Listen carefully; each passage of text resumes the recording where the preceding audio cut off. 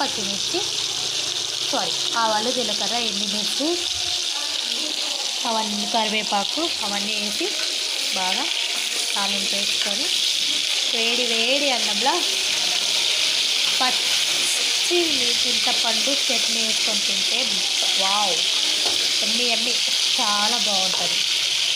Okay friends, bye. నా చాయ్ చల్లగా అయిపోతుంది. Bye friends.